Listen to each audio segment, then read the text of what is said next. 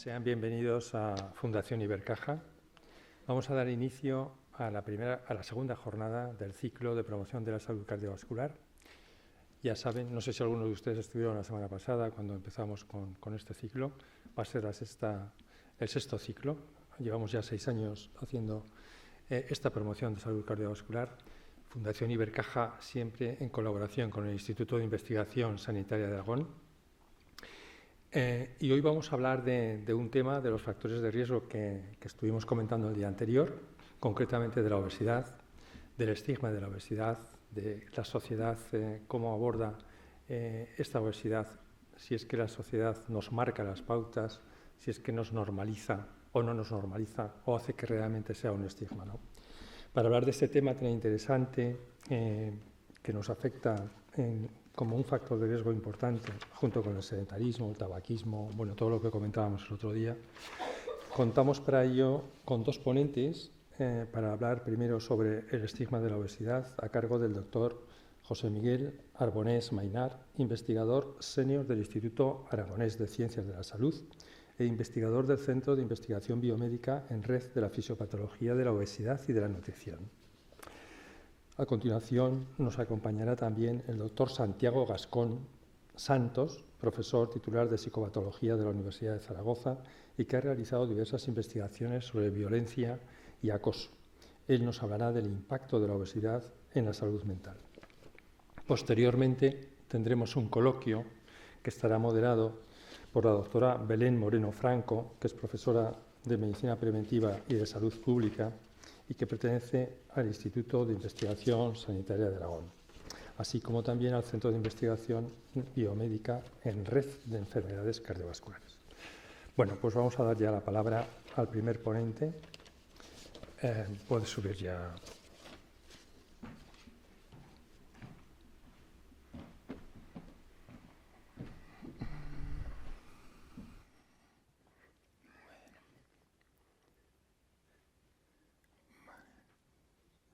Bueno, buenas tardes a todos y lo primero es quiero dar gracias a la organización por haber invitado a este tema que yo creo que es muy interesante.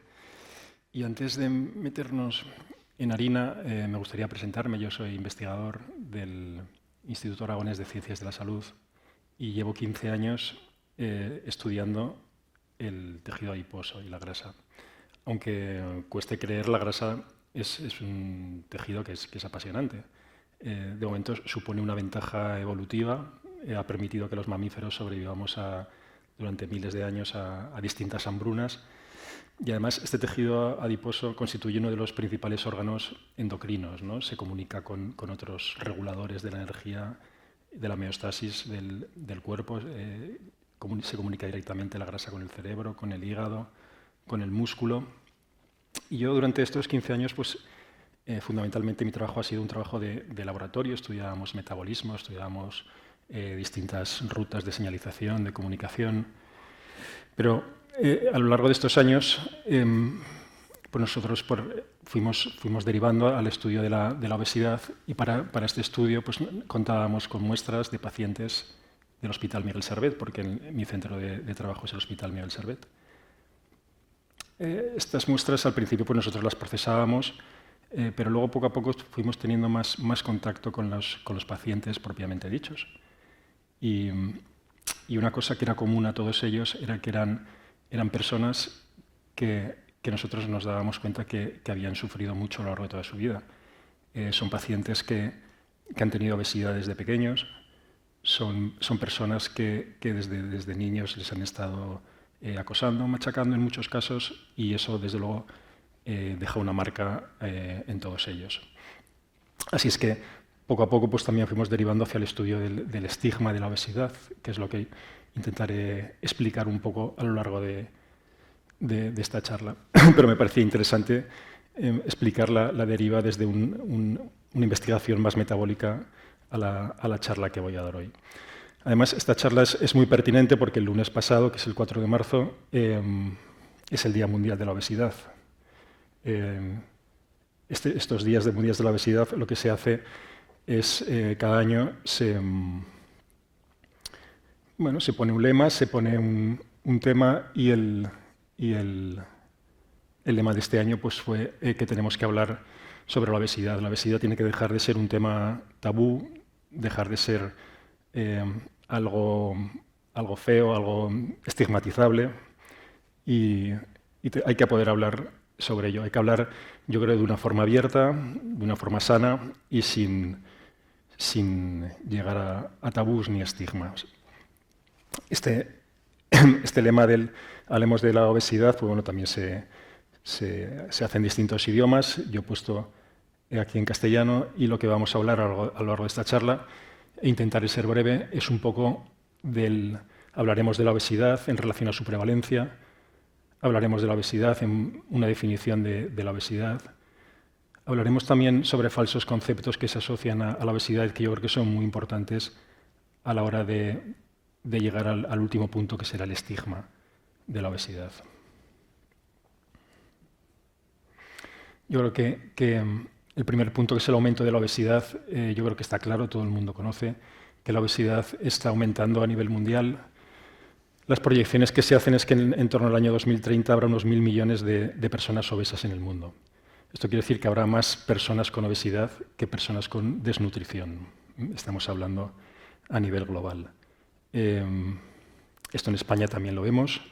Estos son datos del Instituto Nacional de Estadística, en los cuales se puede observar que en los últimos 20 años el porcentaje de obesidad se ha más que doblado en España, llegando pues, bueno, a un porcentaje de personas con sobrepeso y obesidad en hombres de más de un 60%.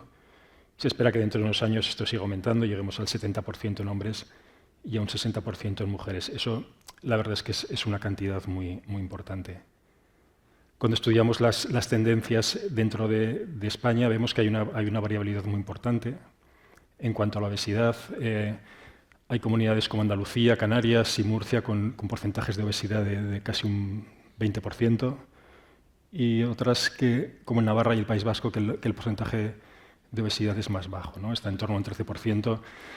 En Aragón estamos en una zona intermedia, entre un 15%, que bueno, no es ni lo que se ve en Andalucía ni lo que ocurre en el País Vasco o Navarra. Y luego también yo creo que es importante señalar que la obesidad está muy relacionada con la educación y el nivel social. Se ha dicho muchas veces que la obesidad es una enfermedad de pobres, y realmente cuando se miran las estadísticas esto se ve que tanto en hombres como mujeres, cuando se estudia el nivel de obesidad asociado al nivel de estudios, se ve que las personas con estudios universitarios tienen la mitad de prevalencia de obesidad que las personas con estudios primarios, ¿no? Aquí teniendo en cuenta un poco que el nivel de estudios normalmente está asociado casi siempre a nivel socioeconómico. Entonces lo que vamos a hablar un poco es sobre la obesidad, y yo creo que es muy importante definir la obesidad.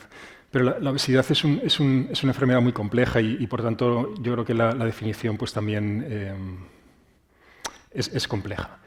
A mí me gusta mucho la que hace la Obesity Medicine Association, que define la obesidad y da un párrafo muy largo en inglés. Yo he intentado ponerlo en 3 puntos porque si no es difícil de comprender.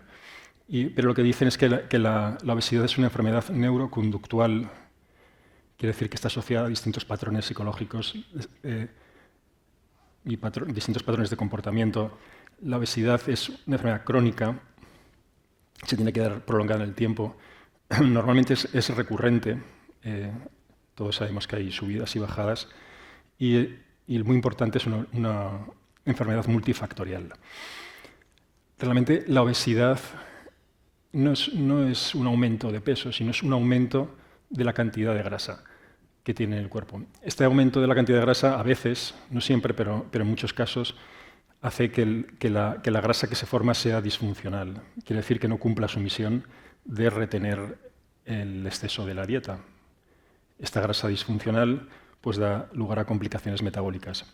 También puede haber otro tipo de complicaciones derivadas del hecho de una mera acumulación de grasa, el hecho mecánico de que el cuerpo tiene más grasa, ¿no? Esto se ve, por ejemplo, en el caso de la apnea del sueño, cuando hay mucha grasa en la tráquea, pues esto hace que se respire peor. O en personas muy obesas, cuando tienen mucha acumulación de grasa, pues sus articulaciones sufren más, ¿no? Y por eso el tercer punto lo que indica que este aumento de grasa resulta en consecuencias metabólicas, ¿no? Como puede ser la diabetes, como puede ser el hígado graso, como puede ser la enfermedad cardiovascular. Da lugar a complicaciones biomecánicas, como decía antes, como que puede ser la apnea de sueño, que puede ser daño articular. Y luego da lugar a daños psicosociales, ¿no? Psicosociales que son muy adversos para la salud. Y entre estos daños psicosociales está el estigma, los daños causados por el estigma de la obesidad. Creo que es muy importante, antes de hablar del estigma propiamente dicho, hablar sobre conceptos que yo creo que son falsos, ¿no? Relacionados con la obesidad. El principal concepto, que es lo voy a nombrarlo primero porque así nos lo quitamos de encima, es que para tratar la obesidad lo que hay que hacer es comer menos y moverse más, ¿no? Esta es la recomendación que nos hace siempre el vecino, que nos hace siempre nuestra madre, que nos hacen incluso el médico cuando vamos a consulta. Esto realmente tiene dos problemas. Uno, que es una simplificación, ¿no? Es una simplificación. El comer menos, moverse más, es como si yo le pregunto a Bill Gates, ¿no? ¿Por qué es rico? Pues porque gana mucho y gasta poco. Pues son obviedades, ¿no? Es una obviedad, pero no indica la causa. Y además esta afirmación es falsa porque realmente, al ser la obesidad un problema multifactorial, no se resuelve con la simpleza de comer menos y moverse más. Otro concepto que, si bien no es falso, pero es un poco problemático, es que el tema del peso. La obesidad, como he dicho antes, no es un aumento de peso, es un aumento de grasa. A veces el peso puede aumentar porque aumente el músculo, ¿no? El aumento de peso, la báscula, se utiliza como un marcador de obesidad, pero no siempre es cierto. El peso, a la medida del peso se le da una importancia muy grande, que ahora voy a hablar un rato. Me voy a entretener un rato hablando sobre esto porque creo que es importante. Porque realmente hay muchos mitos que están relacionados con la pérdida de peso. Yo creo que el mito más importante es que todas las personas con obesidad pueden o quieren perder peso, ¿no? He puesto aquí este dibujito que parece que la persona que obesa es triste y en el momento que pierde peso pues recupera su alegría. Yo creo que esto no es cierto por varias razones. Lo que está claro, lo que se conoce del metabolismo humano, es que cada persona tiene un rango distinto de peso, ¿no? Que ese rango es distinto para cada persona y es saludable para esa persona. Y puede ser que ese rango en determinados casos no esté en línea con las recomendaciones que se hacen para la población general. ¿Y esto por qué es así? Pues porque cada persona tiene una carga genética que determina, igual que nosotros vemos claro que los hijos de padres altos son altos o los hijos de padres de baja estatura tienen menor estatura, con la corpulencia pasa lo mismo, ¿no? Es un factor heredable.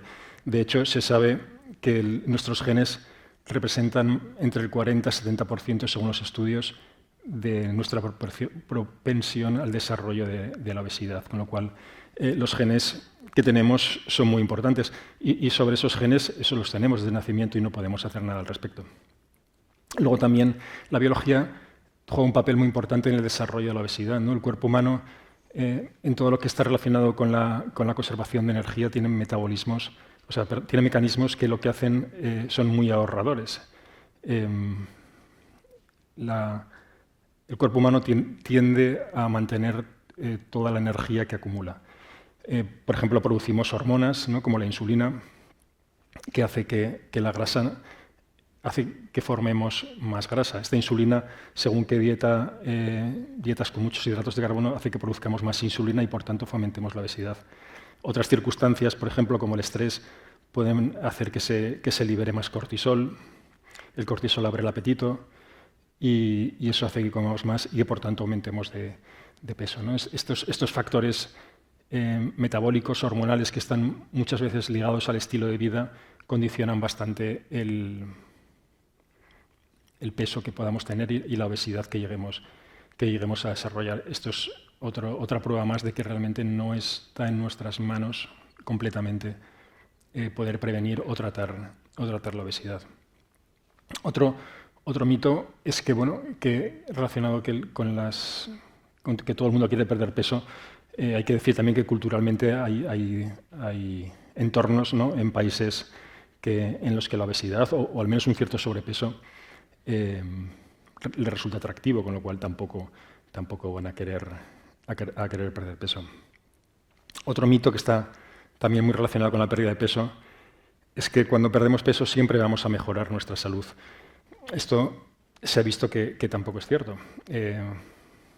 Sí que se ven pacientes diabéticos que cuando pierden peso mejoran su salud, pero esto no queda claro si es por la pérdida de peso en sí o por lo que hacen para perder peso, ¿no? Si tú pierdes peso mejorando tu estilo de vida, no sabemos si esa mejora es porque... O probablemente sí que sabemos que esa mejora es en mayor parte por el cambio de estilo de vida que por el peso que se ha perdido. Y luego lo que sí que está muy claro es que diversas comorbilidades que están asociadas a la obesidad mejoran realizando actividad física. Solamente mejorando nuestro fitness, nuestra capacidad de realizar actividad física, se ha visto que mejora nuestra esperanza de vida y muchos parámetros metabólicos. Eso incluso aunque no se pierda un gramo, aunque no cambie el peso. Con lo cual probablemente el estar en forma, el realizar ejercicio, es más importante que el hecho de tener un peso más alto o menos. Otro de los mitos que normalmente se suelen decir es que sí, que igual el peso no es importante, pero bueno, que en cualquier caso, si perdemos peso, eso no va a ser perjudicial. Bueno, pues eso tampoco es cierto, porque muy pertinente al tema que estamos hablando, si realizamos acciones solamente dedicadas a perder peso, estamos sometiendo el estrés psicológico a las personas, que puede ser que intenten perder peso, pero no lo pierdan por distintos mecanismos, y eso les genera un estrés asociado también al estigma que se relaciona con la obesidad, ¿no?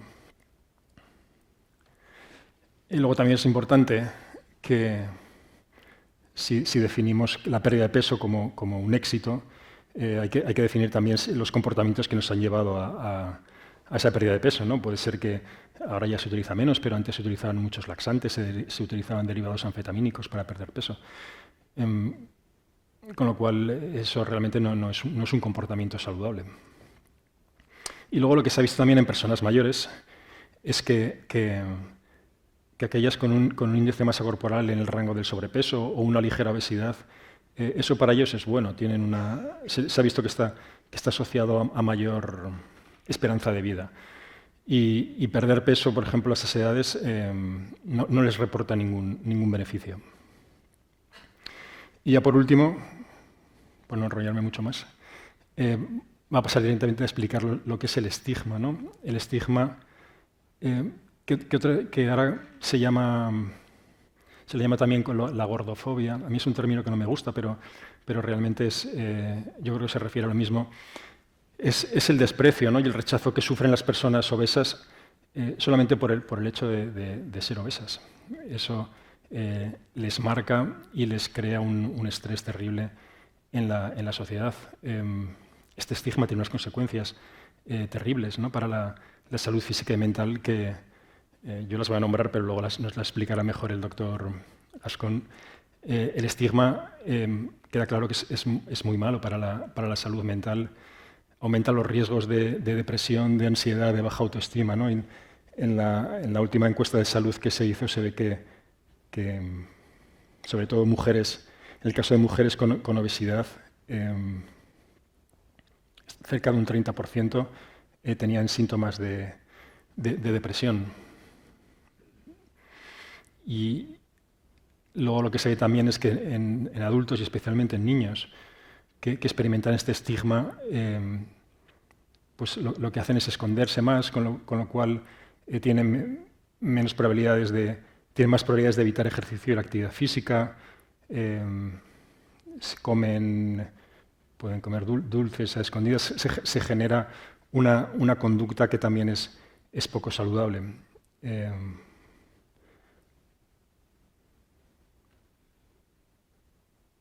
estigma es muy prevalente. Yo creo que todos lo conocemos, los medios de comunicación, sobre todo los medios de comunicación, es una cosa que todavía no entiendo muy bien. Cuando hablan de la obesidad siempre sacan la foto del niño este gordito con la pizza en la mano viendo la televisión, o cuando hablan de obesidad sacan primeros planos de barrigas por la tele. Eso realmente yo creo que es muy mala idea y es muy estigmatizante porque genera comportamientos negativos hacia personas con obesidad. Se ha visto también que las personas con obesidad, normalmente hay estudios que dicen que están discriminadas en el lugar de trabajo, en la educación y en los entornos de atención sanitaria. Esto es muy importante. Y sobre todo en mujeres, casi un 10% se vio que sufren de discriminación en el trabajo, especialmente las mujeres que trabajan cara al público.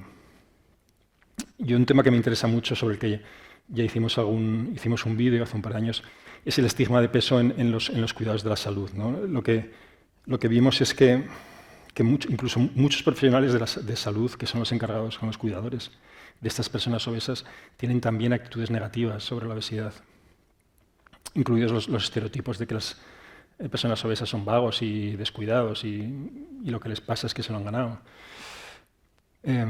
Pues esto, en profesionales sanitarios que se supone que deberían estar educados para evitar estos comportamientos, pues también lo tienen. Incluso un altísimo porcentaje de los profesionales sanitarios que tratan con estos pacientes obesos piensan y reconocen que los pacientes dicen que los pacientes no les hacen caso, que no están motivados. Luego hay una cosa que realmente yo creo que es muy sangrante, que nos contaban los pacientes con obesidad mórbida, y es que la mayoría de los centros sanitarios no están preparados para acoger a estos pacientes. Incluso en las propias unidades de obesidad de los hospitales no tienen sillas especiales, no tienen camas especiales para personas de la envergadura que son estos pacientes. Llegando incluso a contarnos uno que por ejemplo, cuando necesitaba que hicieran una prueba de imagen, un TAC, lo mandaban al hospital veterinario.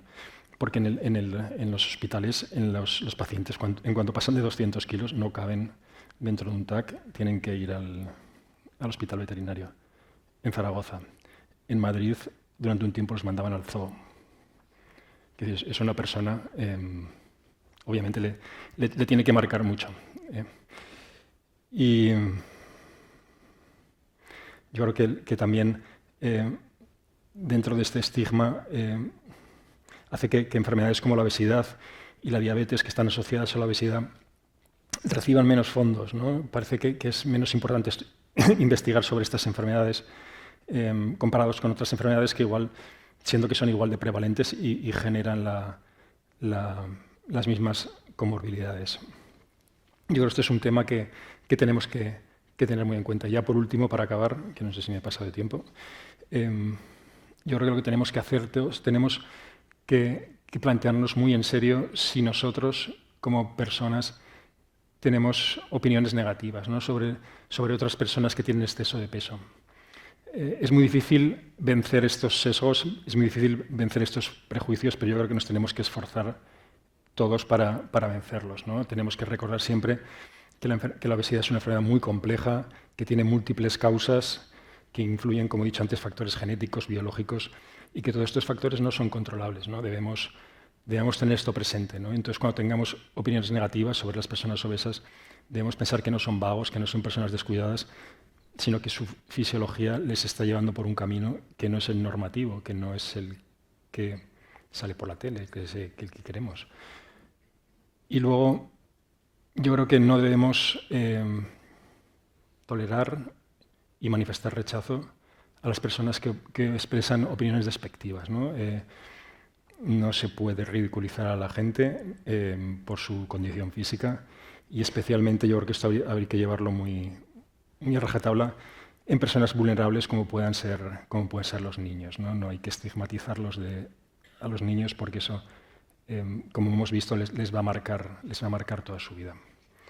Yo creo que esto lo tenemos que mantener en la cabeza e intentar que se haga así. Yo creo que con esto ya he acabado. Voy a dejar esta diapositiva porque yo creo que es interesante para que todos la podamos ver. Pues muchas gracias.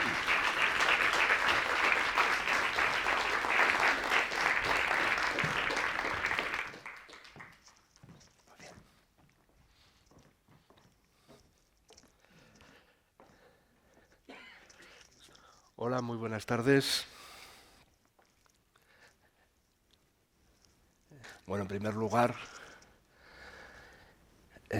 dar las gracias a la doctora Moreno por organizar este tipo de actividades y gracias a Ibercaja por hacerlas posibles. No soy ningún especialista en obesidad, pero sí que trabajo en los últimos años y es una batalla para mí el trabajar sobre el tema de la estigmatización. Hoy hablamos de estigmatización sobre la obesidad, pero también, pues, por ejemplo, con las enfermedades mentales. Y no nos damos cuenta del daño que se puede hacer con este tema, ¿no? Ahorita. Bien. Ya lo ha comentado el doctor Arbonés, la obesidad y el sobrepeso son un problema de salud, no vamos a negarlo, y además, pues desde la definición que hace la OMS, pues que afecta a la salud física, puede afectar a la salud física, pero también a la mental y a la social, ahora lo veremos. La sociedad, también lo ha dicho de alguna manera, impone la norma para nuestras abuelas, para la generación de nuestros abuelos, la norma sobre el estar más gordo o más flaco, sobre el ideal de belleza, era muy distinta y en muchos países también es muy distinta. Pero ese modelo de normalidad, además vivimos en un mundo interconectado por los medios de comunicación, por Internet, por las redes, ese modelo afecta o puede afectar psicológicamente, llegando a casos extremos de estigmatización. Ahora hablaremos un poco cómo hacemos para llegar a estigmatizar, porque todos lo hacemos. O puede generar incluso trastornos mentales a las personas que lo sufren. Ya lo han comentado, la obesidad no se debe a una falta de autodisciplina, a que seas vago, a que seas irresponsable. Es una enfermedad muy compleja, con muchas interacciones entre diferentes factores. Efectivamente, con el factor económico correlaciona grandemente. Con factores medioambientales, genéticos, metabólicos, etc., ¿no? Y el hecho de sufrir ese estigma y lo que es peor, como veremos, el interiorizarlo, creerlo, cuando la persona lo hace suyo, contribuye a empeorar los problemas que ya van asociados con la obesidad. Incluso puede crear barreras para tratamiento y prevención. Por ejemplo, una persona pues, con otro tipo de enfermedades cardiovasculares, cáncer, puede tardar en que se le diagnostique, porque ¿para qué voy a ir al médico si el médico siempre me dice, antes me decía que dejara de fumar, ahora me dice que pierda peso y todo lo reducirá, pues no voy. Y a lo mejor cuando esa persona va, si hubieras venido hace 10 meses, esto tendría otra solución. Bueno, es un tema que es muy complejo, que da para muchas charlas, lo digo a la doctora Moreno y lo digo a Ibercaja, da para incluso jornadas, entonces voy a ser un poco simplista en algunas definiciones, pero quizá luego en el debate podemos hablar más de esto, ¿no? Como se ha visto también, la intervención pues, enfocaba, el enfoque se situaba en perder peso, en controlar el peso a la hora de definir la salud, ¿no? Y también se le ha dado una gran importancia y se le sigue dando a la apariencia, al ideal de belleza, no solo por los medios de comunicación, bueno, muy especialmente en la publicidad. La publicidad es, si nos ponemos a analizarla, es discriminatoria, no solo en el tema de la obesidad, ¿no? Y puede generar o puede llevar a conductas no saludables de control de peso. No hay día que pase que no escuche yo dietas milagro, haz ayuno, ayunos o ayunos intermitentes, bueno, pues pueden ser muy buenas, pero mejor hazlo de la mano de un especialista porque puedes tener un efecto rebote, puede ser dañino para tu salud. Quien dice dietas, dice pues recurrir a la cirugía, no una vez, sino varias veces, porque no me ha dado resultado, porque sigo comiendo mucho, porque no he perdido peso. En fin, múltiples conductas que no son saludables para la persona. Vamos a revisar algunos conceptos que tienen que ver con las emociones. Recordemos qué son las emociones, especialmente la emoción de asco, que nos va a llevar a aclarar bastante, sobre todo a aclarar qué es el estigma. Lo mismo que se ha comentado, que efectivamente la grasa nos ha hecho como especie llegar a donde estamos, somos una especie fuerte, pues gracias a la grasa, pero también, no solo gracias a la grasa, a cantidad de emociones. Bien, a ver si lo puedo resumir. La emoción sería un complejo de parámetros fisiológicos, por ejemplo, hormonales, conductuales, experienciales. Normalmente el pensamiento nos lleva a una emoción y esa emoción nos lleva a una percepción de la conducta y a veces, y eso sigue girando, o sea, todo eso se da a la vez, en un simple segundo podríamos ver toda esa riqueza de acciones, ¿no? Y ahí se da lo que llamamos el prejuicio. La palabra prejuicio no es ni más ni menos que preevaluamos algo lo primero. O sea, ante cualquier experiencia que nos ocurre, la experiencia más tonta, nosotros hacemos una preevaluación antes de pasar a ser procesada en nuestro cerebro, a sentir una emoción, a que el cerebro mande órdenes de descargar una serie de hormonas y tener una experiencia. Las personas además tenemos como una forma típica, cada uno de nosotros, es como nuestro carácter, nuestra personalidad nos lleva a que esa preevaluación o ese prejuicio lo hacemos de una manera bastante consistente a lo largo de la vida. Por ejemplo, si soy muy pesimista, me suena el móvil y digo, adiós, ¿qué habrá pasado? Algo malo ha ocurrido. Simplemente pues me está llamando la compañía de teléfonos para que me cambie de su compañía. O mi pareja me dice, cuando vuelvas tenemos que hablar.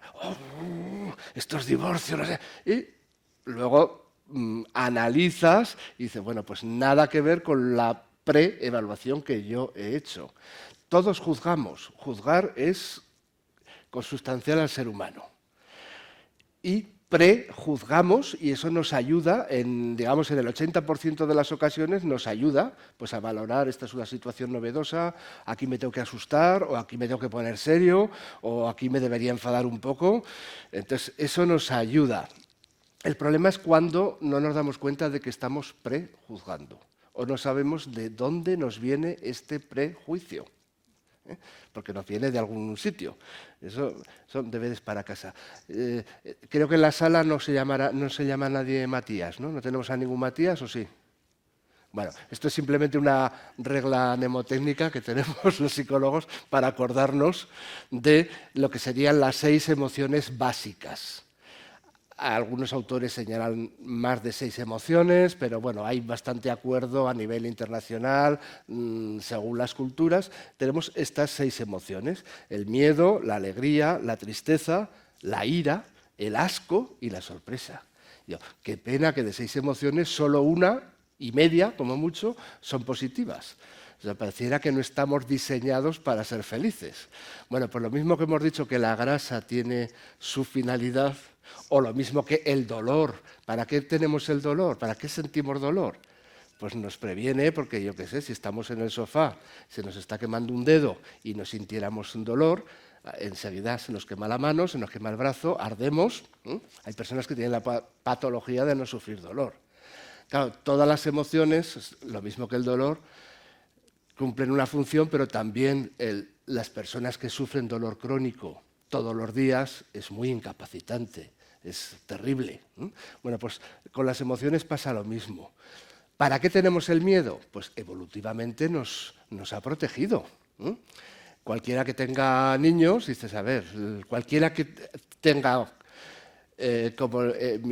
un hijo como era mi hijo pequeño, que no sentía el miedo, eso es terrible, porque se tiraba a la piscina, después miraba a ver si había agua o no había agua, y por supuesto no sabía nadar, era demasiado pequeño. Un poco de miedo nos protege. En la vida cotidiana, pues también, es ser un poco prudentes. Vivir con miedo todos los días es terrible. La alegría, por supuesto, hay que hablar de la alegría. La alegría es una emoción que nos hace más abiertos, más solidarios, más creativos. Es una emoción, claro, vivir todo el día con alegría sin darte cuenta de problemas que tienes y demás, pues es un poco tonto. La tristeza, la ira, el asco. En el asco nos vamos a detener. Se está investigando bastante en el asco. A mí cuando me dicen compañeros que reciben fuertes subvenciones para el estudio del asco, digo, hay que ver con lo que hay que investigar contra el cáncer o en el tema cardiovascular, y tú llevas 8 años investigando el asco, pero me he dado cuenta que es muy importante, ¿no? El asco es una emoción desagradable. Bueno, todas las emociones, digamos, son innatas, nacemos con la capacidad de sentirlas, pero tienen mucho de aprendidas. Es como el habla. Nacemos con la capacidad fonológica, etcétera, etcétera, para hablar. Pero si tú dejas a un niño que no le enseñas a hablar, que no les pones ante modelos, no hablará. Bueno, pues todas las emociones tienen un alto porcentaje de aprendido. Lo aprendimos de nuestros padres, de nuestros hermanos, en el cole, en la sociedad, etcétera. El asco es una emoción de desagrado, de disgusto hacia alimentos, hacia excrementos, materiales orgánicos y sus olores, ¿vale? Y es como nos da una necesidad de vomitar. Y la expresión facial de asco, cuando decimos qué asco me da esto, la cara que ponemos es como si fuéramos a vomitar. Perdón por... como digo, es una capacidad innata, pero el niño no nace sintiendo asco hacia sustancias. Por ejemplo, un niño puede comer sus propias heces hasta que le enseñamos caca, eso no sé, o puede comer lombrices. O sea, aprendemos también según la cultura y según el país en el que vivamos, nos enseñarán a tener asco hacia ciertas cosas y a otras pues no se les dará importancia. Si viajamos a según qué países, sobre todo de Oriente, mejor que no preguntemos qué es lo que lleva la sopa, porque a lo mejor dejamos de comer. Pero a lo que llevamos unos días, pues aprendemos ya a no tener tanto asco como antes hacia los escorpiones o hacia las hormigas. Quiero decir que aprendemos, es aprendido. El objeto del asco está determinado por la cultura.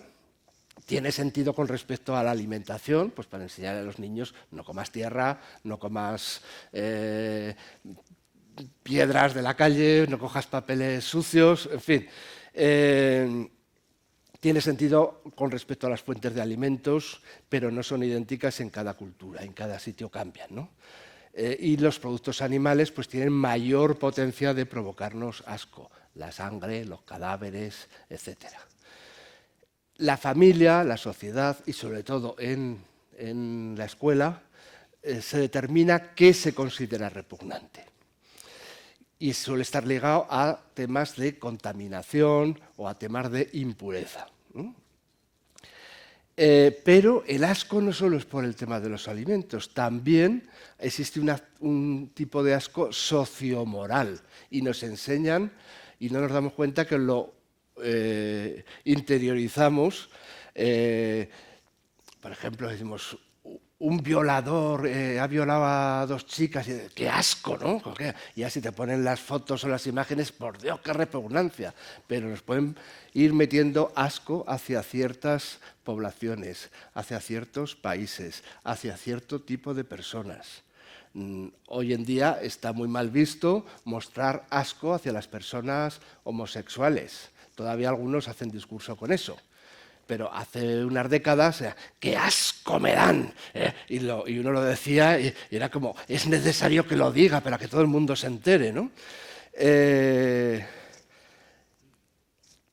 Bien, el nazismo, entre otras cosas, durante años estuvo haciendo toda una propaganda contra los judíos, pero que era muy sutil, porque salían ratas. Las ratas son animales que nos producen asco, que sabemos que contaminan, que traen enfermedades, y mezclaban los fotogramas entre las ratas, los judíos, tal, hasta el punto de que una gran parte de la población relacionaba a los judíos con enfermedad, con suciedad, con problemas, que luego dices, bueno, pues solían tener un nivel socioeconómico medio alto, eran coleccionistas de arte, pero todo el mundo se pensaba, o todo el mundo, una gran parte de la población sentía asco hacia esas personas, ¿no?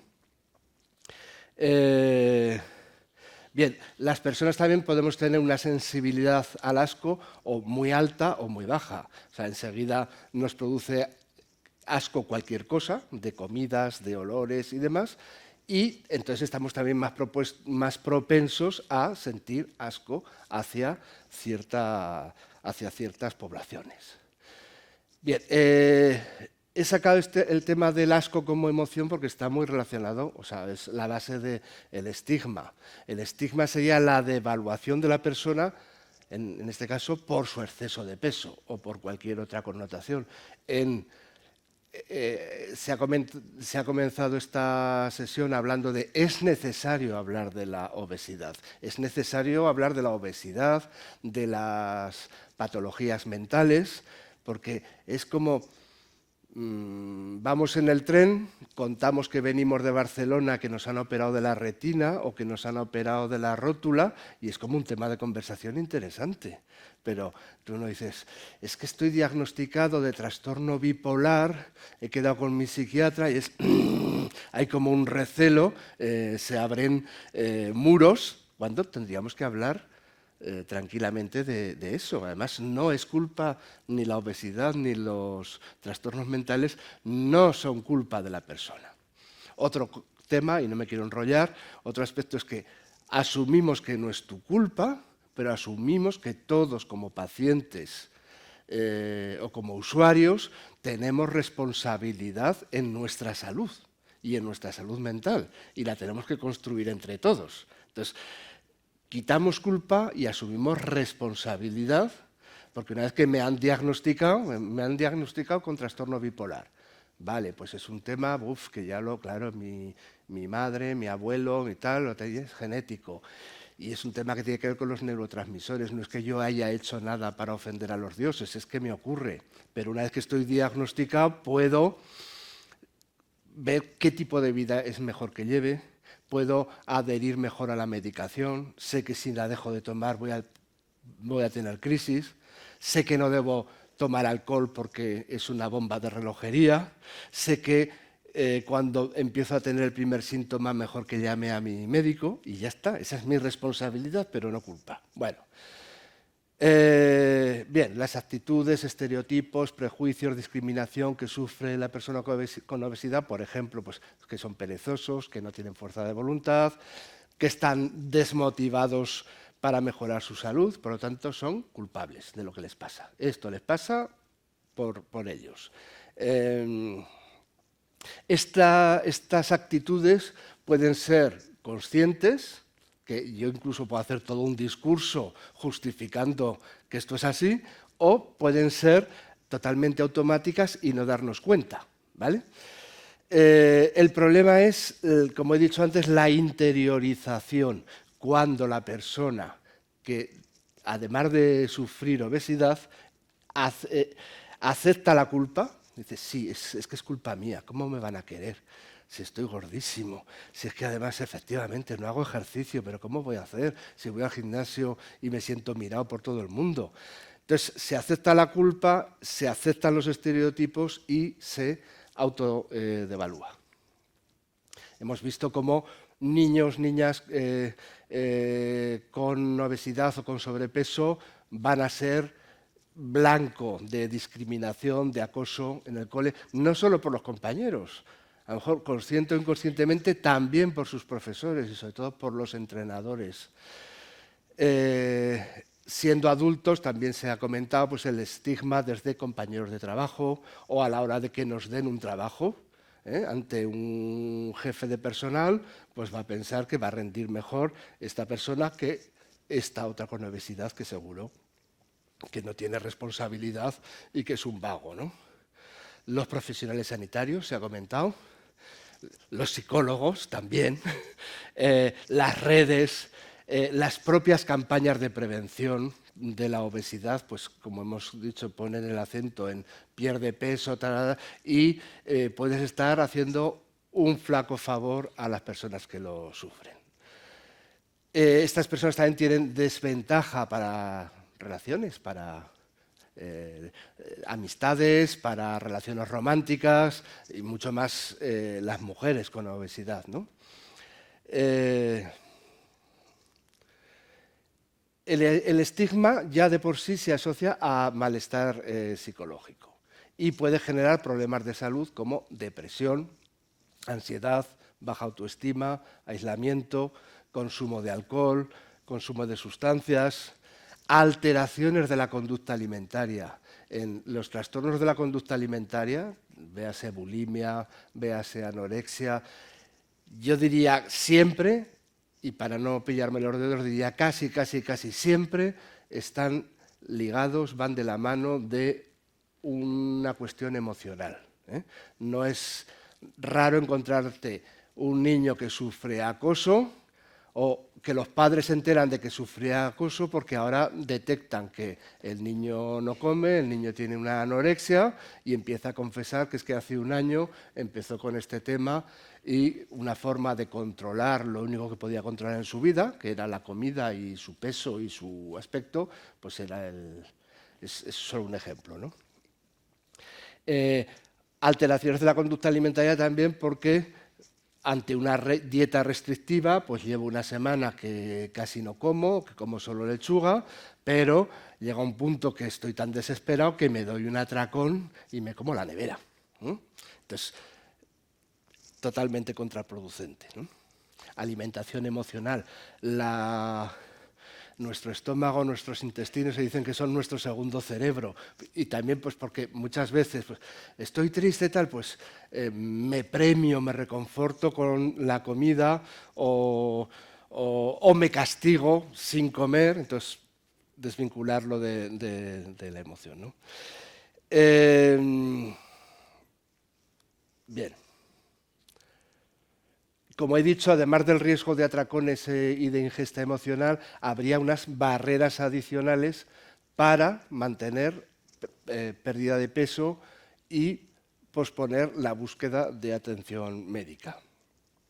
La obesidad predice estigmatización, pero también al revés. La estigmatización hace que aumente la obesidad, porque me quedo aislado, porque me quedo en mi casa, porque me doy atracones, y entonces esa tristeza que yo siento, pues la derivo por otra vía y hace que aumente la obesidad, ¿no? El riesgo de suicidio. Los suicidios están aumentando desde hace años, ya antes de la pandemia. Y es un tema que si la enfermedad mental ha sido tabú, no digamos el tema del suicidio, que ahora es cuando se están abriendo un poco los medios a que es necesario hablar del suicidio. Entonces, la discriminación contribuye a que estas personas se autoinculpen y puedan llegar al suicidio o a autolesiones. Bien, no sé cómo voy de tiempo, creo que me estoy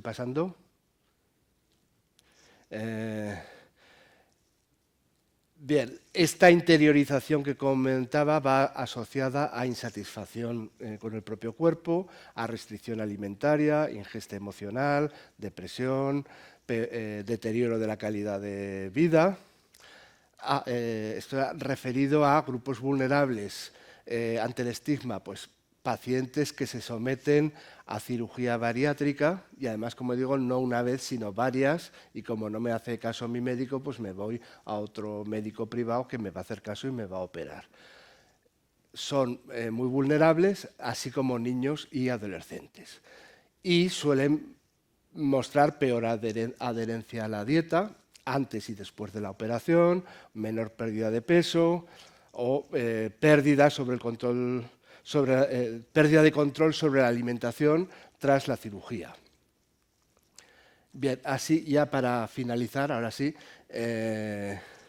un poco casi plagiando al anterior ponente, porque se nos quede así claro, es necesario desterrar la culpa, las cosas no nos pasan porque los dioses nos castiguen porque hemos sido malos, pero sí que me parece importante asumir solo la parte de responsabilidad que tengo como paciente y como usuario, porque sí que podemos hacer algo, y, por supuesto, asumir la corresponsabilidad como parte de una sociedad, no solo en este tipo de estigmatización. Esta última frase es: no sabemos el daño que se le puede hacer a la persona por comentarios sobre su aspecto físico, sobre si estás más gordo. En Aragón, siempre digo, la mayor virtud que tenemos los aragoneses es la sinceridad y nuestro mayor defecto también. Entonces, desestigmatizar tiene que ver con no hacer comentarios, no reírnos, no burlarnos, no utilizar imágenes que pueden estar dañando a una clase o a un medio que nos estemos refiriendo. Me callo ya y así podemos dejar un rato para el debate.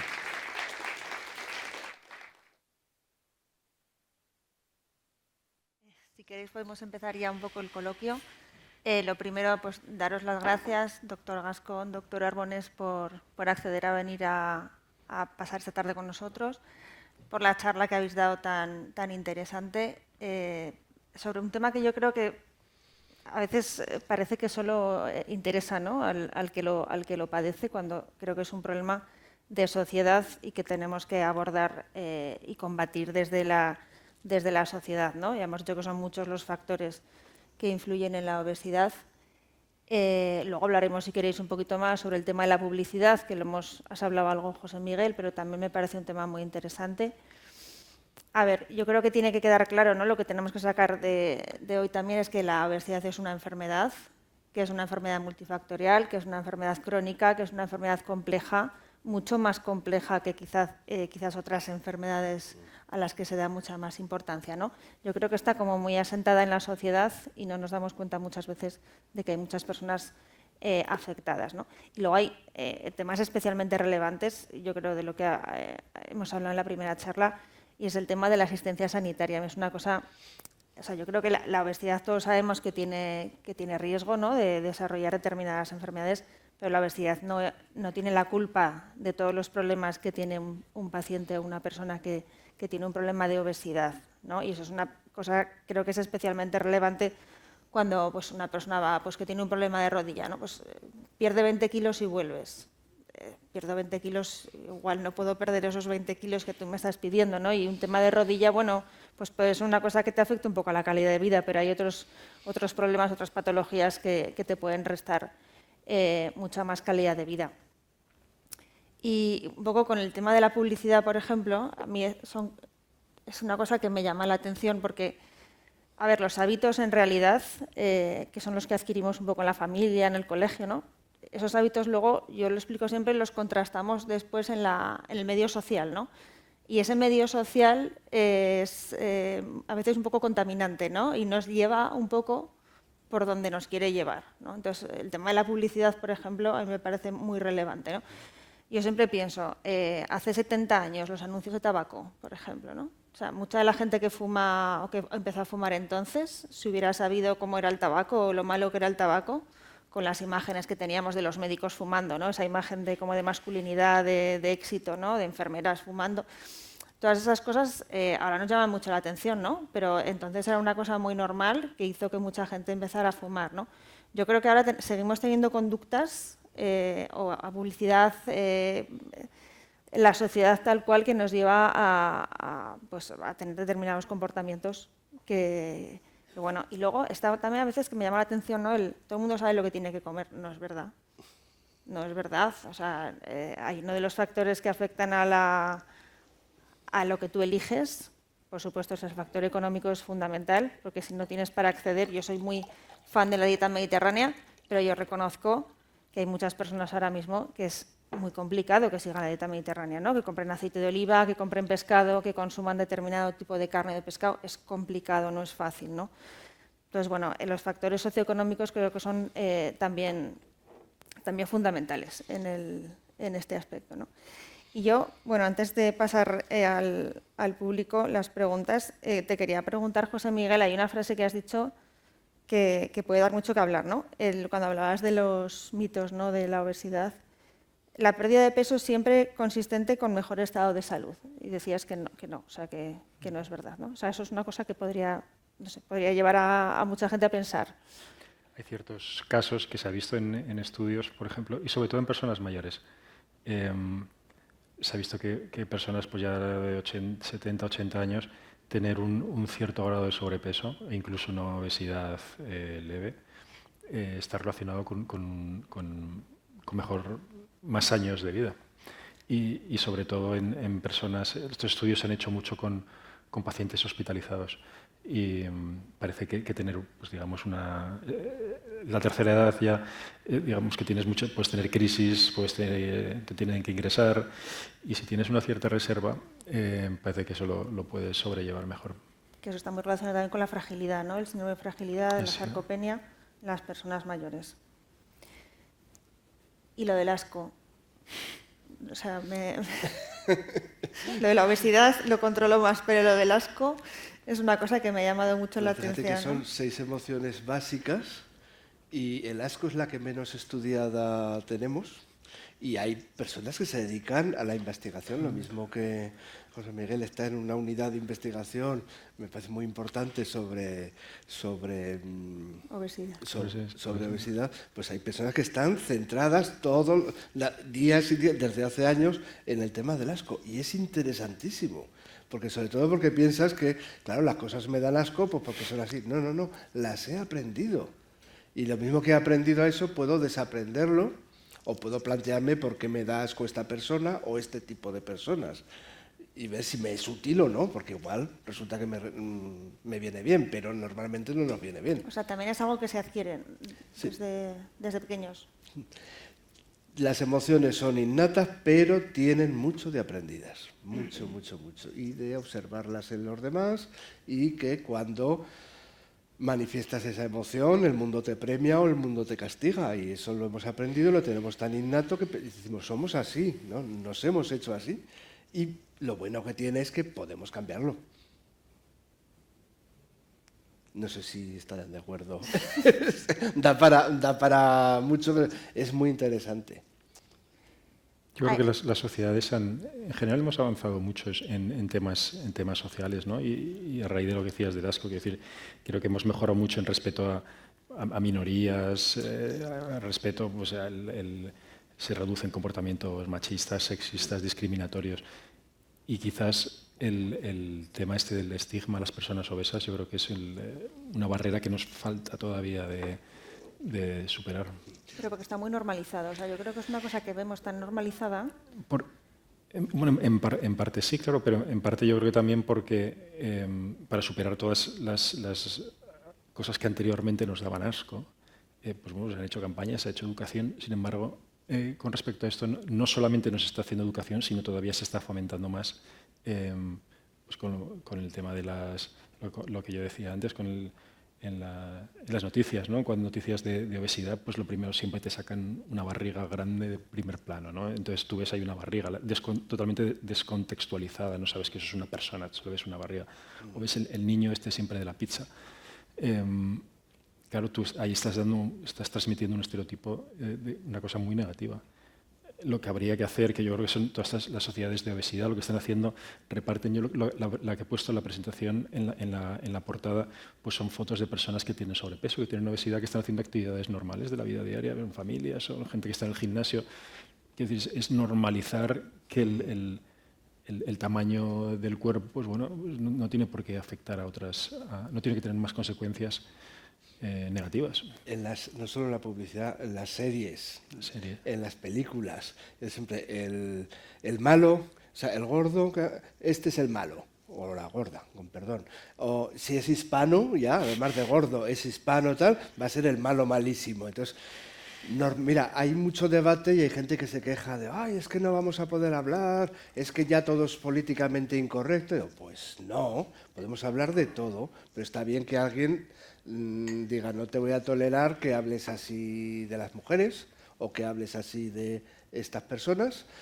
Pues está bien que, como estás comentando, que se avanza, nos cuestionamos ciertas cosas y antes de autorizar un anuncio, pues oye, ¿y esto no resultará ofensivo o no resulta engañoso? Que parece que tomando este producto voy a estar la mar de guapo, con una melena, además, ¡buah! Todo el mundo se enamora de mí.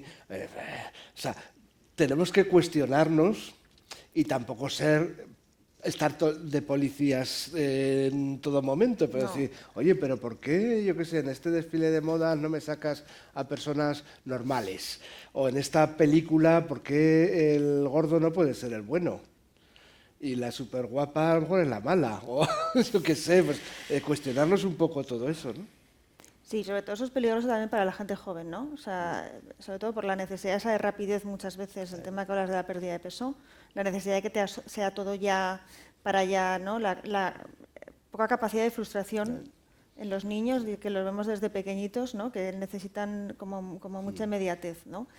Y esas imágenes que se proyectan muchas veces, que no son ciertas, porque la gente normal no somos así, ¿no? Eso hace mucho daño al tema de la salud mental en las personas jóvenes, en las personas más mayores también, pero sobre todo en las personas jóvenes, ¿no? Sensación de... No, es inalcanzable, o sea, esa persona es esa persona, no eres tú, ¿no? Y además ahora, bueno, ya los que estamos ya tenemos, la mayoría tenemos una cierta edad, pero yo veo a la gente joven que el modo belleza y se hace unas fotografías y tal, y digo, pues es que no estás guapa, eres guapa, pero esta foto, o sea, agrandarte los labios y no sé qué, y poner, es que... Pero y lo peor es que no eres tú, o sea, no eres tú y además es que bendita sea la variabilidad, es decir, que cada persona somos diferentes. Y la diversidad, ¿no? Entonces, todos queremos tener la misma cara, el mismo pelo, el mismo cuerpo. Es que no puede ser. ¿Para qué? ¡Qué aburrimiento! Así es. Pero bueno, pero lo que decías tú, tanto la publicidad como las series, como tal, y entonces hay que hablar de todo esto, pero mucho más, ¿no? Y sobre todo, claro, actuar, porque pensamos, es que yo tengo muy poca influencia, bueno, pero tú estás en un trabajo y alguien hace un chiste, y entonces pues también hay que ser valientes y decir, pues no me ha hecho gracia, porque yo qué sé, a lo mejor tengo un hijo yo con ese problema, que te estás burlando tú, o no lo tengo, pero es que no me hace gracia. Y eso no significa que tengamos que ir siempre por lo políticamente correcto. Podemos ser también políticamente incorrectos, pero sin ofender, ¿no? A ratos y reírnos de eso, reírnos sobre todo de nosotros mismos, que es lo más sano, ¿no? No sé si hay alguien en el público que quiere hacer alguna pregunta. El micro... Bueno...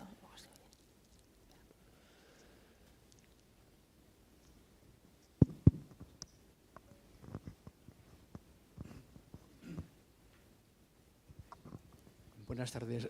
Aprovechando sus investigaciones sobre la grasa, me interesaría saber cuáles son las conclusiones últimas a las que están llegando. Y tratando de deshacer mitos, ¿es cierto que hay grasa buena y grasa mala? que hay pastillas que evitan que la grasa se acumule, en fin, ¿cómo está la investigación sobre la grasa? Bueno, realmente estos últimos años está habiendo muchos avances que la verdad me costaría bastante resumirlos en un minuto, pero sí que es verdad que hay muchos tipos de grasa en el cuerpo. Fundamentalmente lo que nosotros estudiamos es la diferenciación entre la grasa subcutánea, digamos un Michelin, y la grasa visceral, ¿no? Que es la que está recubriendo los órganos internos. La grasa subcutánea, lo que hemos visto es que metabólicamente es neutra, no causa prejuicios, es donde el cuerpo está programado para acumular el exceso de energía y la acumula de forma muy segura, no causa problemas. El problema es cuando lo que nosotros vemos es cuando ya hay tanto exceso de energía, tanto exceso, normalmente suele ser nutricional, hay tanto exceso que ya la grasa subcutánea no puede acumular más, llega a su límite y entonces se empieza a acumular grasa en otros sitios. Esa grasa que puede acumularse en las vísceras, puede acumularse en el hígado, puede acumularse en el músculo, esa realmente es la que es perjudicial.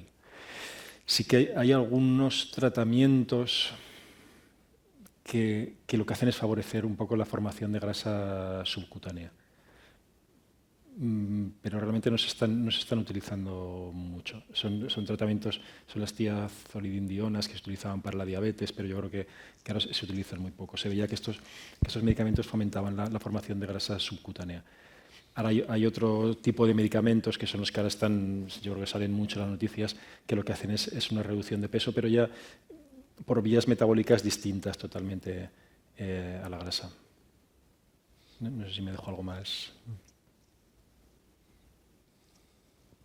Sí, hola. Son 3 preguntas, pero son muy, muy breves, ¿eh? Una es como una especie de joystick, un aparatito que en gimnasios o una farmacéutica, por ejemplo, hace poco que ponías las manos y te dice el índice, o sea, la grasa que tienes, supuestamente, que a mí me salía 30, que en principio parezco delgada, pero me salía 34 de grasa. No sé si eso es una barbaridad. Y luego estos ejercicios de YouTube que están de moda, que te dice, si mueves el cuerpo, mueves no sé qué hormonas, no sé cuál, te acelera el metabolismo, como que es una cosa que está muy de moda. Y luego lo del estrés es la última, la del estrés de cuando estás mal, decaído, pues te da por comer galletas de chocolate, hidratos, y es como que el cerebro te ordena que lo hagas. Entonces no sé si alternativas, porque te pide el cuerpo hidratos, si cualquier otra cosa, si hay algo que se pueda hacer en esos casos. Yo creo que una de las causas probablemente en la sociedad actual más importantes de la obesidad sea el estrés, sea la falta de sueño, sea la falta de relaciones sociales. Que todo eso aparentemente parece que no está muy relacionado con la obesidad, pero sí que lo está porque desencadena en el cuerpo unos cambios hormonales tan brutales, fundamentalmente a veces a nivel de cortisol o otras hormonas como la leptina, que lo que hacen es estimular el apetito y hacer que se acumule más grasa. Por eso que muchas veces, más que recurrir, por ejemplo, a dietas milagrosas o ejercicios que no sé muy bien qué soporte metabólico pueden tener, yo creo que lo que hay que plantearse es un cambio del estilo de vida. Yo creo que eso es lo más importante, es intentar plantear un cambio global. Llevar una vida saludable, que puede ser eso, pues fomentar las relaciones sociales, reducir estrés, dormir mejor. Eso quizás en un principio no repercutirá en el peso, no veremos cambios en la báscula a corto plazo. A la larga yo creo que sí, pero en cualquier caso, haya o no cambios en la báscula, la salud va a mejorar. Y yo creo que eso es lo que nos tendríamos que plantear todos. Es que yo creo que a veces hablamos de estilo de vida, ¿no? Y la gente se queda un poco como la alimentación y la actividad física, ¿no? Pero es que el estilo de vida son muchos componentes, ¿no? Y ahora mismo tenemos el sueño, tenemos el estrés. El sueño es fundamental. De hecho, la American Heart Association lo incluyó como dentro de los 8 esenciales, ¿no?, del estilo de vida, y es fundamental, sobre todo a determinadas edades, ¿no? Y sobre todo para, bueno, pues intentar tener un sueño reparador, ya no la cantidad sino la calidad, ¿no? Que seamos capaces, pues, de irnos a la cama a una determinada hora, no ver las pantallas, etcétera. Entonces hay muchas cosas, que, aparte de lo que comemos o la actividad física que hacemos, que influyen en lo que hacemos después. Y el aparato No sé si lo conocéis. Que te dice Eso la es grasa que bioimpedancia. tienes. Hay aparatos estos de bioimpedancia. Lo que pasa es que yo no sé hasta qué punto los datos son muy variables, depende mucho, porque realmente lo que estos aparatos míos es la composición, ¿no? La cantidad de agua que hay dentro del cuerpo. Sí, la cantidad de agua y la grasa. Sí. Yo creo que a partir de estos datos de corriente, pues ellos, a partir de fórmulas que tienen, deducen... Es que a mí me salió obesa, con un 34% de grasa, digo, soy todo grasa. Claro, en la mujer yo creo que hasta la mujer tiene más grasa de forma natural que el hombre, hasta un 30%, yo creo que 25-30% podría considerarse normal. Yo de todas maneras tampoco me fiaría mucho de este tipo de... O sea, no es el gol estándar de la composición corporal. Lo que pasa es que se utiliza mucho porque es muy cómodo, ¿no? O sea, el gol estándar sería como el DEXA, la densitometría.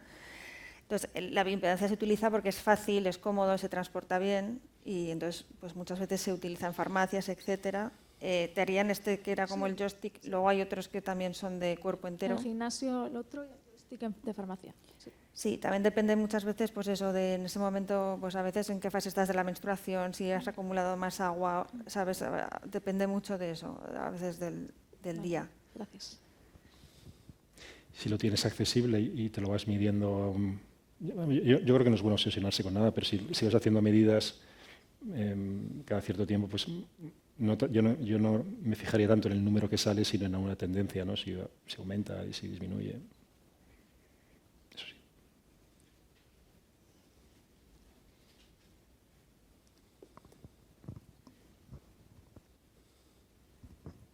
Hola, buenas tardes. Yo quería comentarles que, por ejemplo, ustedes, los científicos, los médicos, van por un lado y el resto de la sociedad va por otro. Por ejemplo, la gente normal, ya no sin llegar a ser una persona obesa, sino simplemente un poquito gordita, pues vas a las tiendas, no encuentras tallas. Si hay alguna talla, se acaban las primeras. Nadie está gordo, pero son las primeras tallas que caen. Entonces, vas en un avión, una persona que es un poquito ancha, no cabe en el asiento, vas a un cine, no caben en el asiento, vas a un restaurante, en la silla no cabes, en fin. Yo creo que sí, que sí todos tenemos que concienciarnos, pero yo creo que la sociedad tenía que ir un poquito por delante. Porque, por ejemplo, que vayas a una tienda y ya simplemente te miran y te dicen, no tenemos talla para usted. O sea, te llaman gordo con toda su cara. Luego vas a tiendas que están estandarizadas y yo siempre me pasa lo mismo. Encuentras las tallas muy pequeñas, que no se las pone nadie, por lo que se ve. Todo el mundo que sale en Internet, que sale en las redes sociales, todos usan la 36. Y la 38, pero tú vas a una tienda y la primera que sacaba la 42, la 44. Entonces, veo que esto es un poco una sociedad muy hipócrita, ¿no? Porque sí, a la gente nos pueden estar machacando y demás, pero si es que luego lo vives. Bueno, yo creo que en general en todos los temas la sociedad siempre va por delante. El mundo de la ciencia unos pasos más atrás y ya por poner otro ejemplo, pues las leyes o lo legislativo va mucho más lento.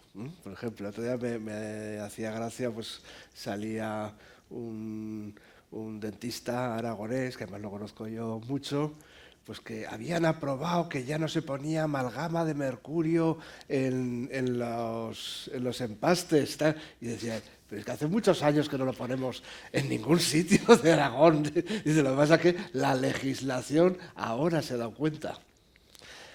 Pero yo creo también que yo creo mucho en el poder también que tenemos como personas, como sociedad para cambiar, no solo para opinar en las redes sociales, que también, ¿no? Para exigir, para comentar, para dar nuestra visión. Pero sí, desgraciadamente, bueno, nadie vivimos en un mundo, en una torre de marfil, entonces sí te toca viajar y te encuentras esos problemas o vas a comprarte ropa. Yo que estuve años y años, la talla 38, pues ya de ahí disparo hacia otras que ya no existen, no las tienen en ninguna tienda. Y te das cuenta, sí, por supuesto, y hay que comentarlo, no solo aquí, en redes, en todo. O sea, somos, las personas normales somos muy variadas y, y no somos todos una 38 o no encajamos por esta vía que nos estáis metiendo, ¿no? Sí, pero hay cosas como estigmatizantes, lo que dice esta señora. O sea, por ejemplo, tiendas que vas y es, no voy a decir el nombre, bueno, todos sabemos dónde. Tallas grandes, secciones de tallas grandes. O sea, es necesario poner secciones de tallas grandes. No puedes incorporar esas tallas dentro del resto de la ropa y el que necesite esa talla pues la pide y ya está, ¿no? O sea, eso es muy estigmatizante.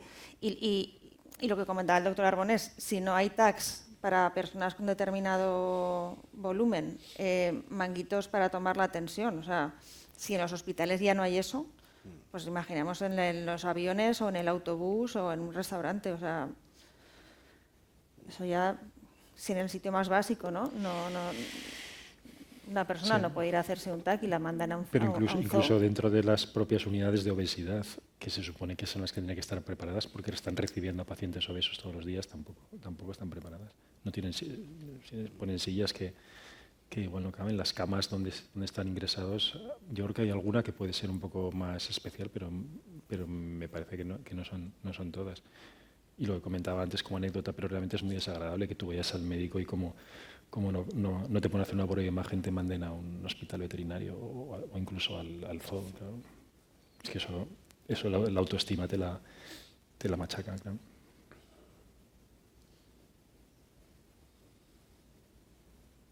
¿Alguien quiere hacer alguna pregunta más?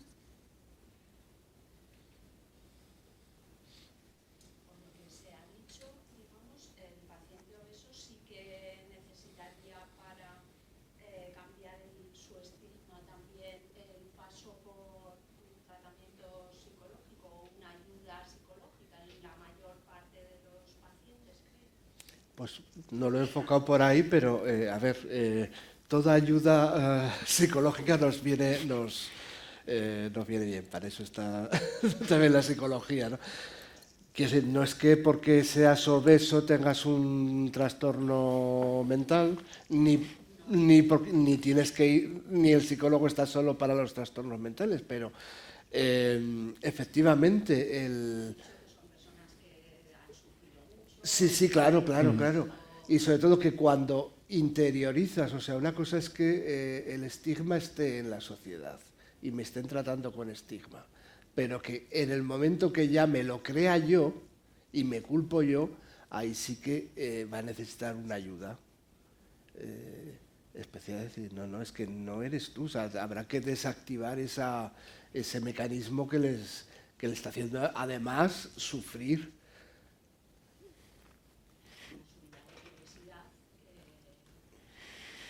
Las unidades de obesidad tendrán que contratar a más psicólogos. Sí. Yo no sé si hay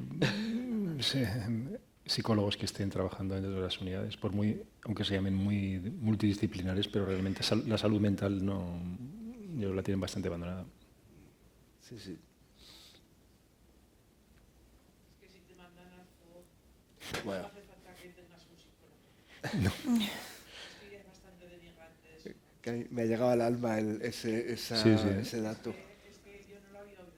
Yo cuando me lo contaron tampoco me lo creía, pero es que resultaba que yo creo que fue en Madrid, debía haber algún otro sitio donde, pues no sé, lo mismo, si no era el zoo, era el hospital veterinario, pero el hospital veterinario, pero es claro, lo del zoo todavía es más sangrante.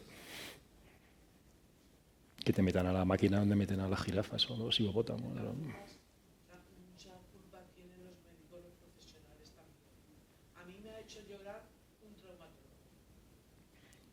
Pero es que al final todos vivimos en la misma sociedad y todos tenemos los mismos prejuicios, como nos decían antes. Yo creo que no hay profesiones que estén por encima de las otras. Yo me pregunté que si era traumatólogo o era nutricionista, porque lo primero que hizo cuando me vio, suba la báscula. No me preguntó por la rodilla, absolutamente no. Eso tendrían que tratarlo. Eso es Yo creo que es una cosa que habría que corregir. Pues sí, yo creo que hay profesionales sanitarios, en cuanto ven a una persona con sobrepeso y obesidad entrar por la puerta a la consulta, lo primero que le dicen es: usted tiene que perder peso. No, pero si yo no vengo por ello. Tampoco será la panacea, porque voy a me sigue doliendo la rodilla. O sea, que todos los problemas no era la gordura. A ver, ¿qué hacemos? Pero es lo que le digo, que no hay profesiones que estén por encima. Todos pertenecemos a la misma sociedad, tenemos los mismos prejuicios y realmente yo creo que esos prejuicios la única forma es que nosotros mismos combatirlos activamente y estar dándole vueltas y estar pensando, pues este problema no se puede culpar a la persona, esto es una enfermedad, esta persona que tiene obesidad no tiene la culpa, pero tenemos que hacerlo de forma activa. Porque si no, nos están bombardeando por todos los sitios y al final es que todos vamos a caer en esos prejuicios, porque es lo que vemos por todos los lados. Y hay que repetírnoslo. No, tenemos que repetir mucho, sí, porque es que repetirnos todos mucho. caemos todos en... Y ser proactivos y no reír las gracias al que se está metiendo con el niño porque es el niño el gordito de clase.